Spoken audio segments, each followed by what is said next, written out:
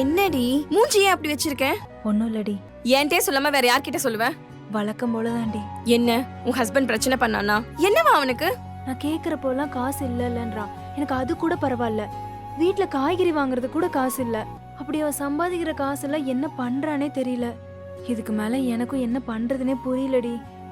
நல்ல வேலை எங்களுக்கு குழந்தை இல்ல. குழந்தை இருந்திருந்தா அதுவும் என்ன மாதிரி கஷ்டப்பட்டிருக்கும்.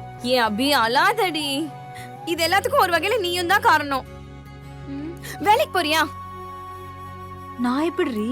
நீ வேலைக்கு போ, எல்லாமே சரியாயிடும். உனக்கு தேவையானது, வீட்டுக்கு தேவையானது எல்லாமே நீ வாங்கிக்கலாம். உன் புருஷனும் இப்படி இருக்கிறத பார்த்து உன்கிட்ட வந்து பேசி காம்ப்ரமைஸ் ஆகிறதுக்கு நிறைய வாய்ப்பு இருக்குடி.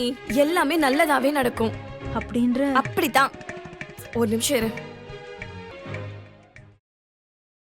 அபி. என் ஃப்ரெண்டு ஸ்வேதா கிட்ட பேசிட்டு அவ கம்பெனிக்கு நாளைக்கு நீ போ. ஃபர்ஸ்ட் 3 மாசம் ட்ரைனிங், அதுக்கப்புறம் பர்மனன்ட் தான். Thanks D.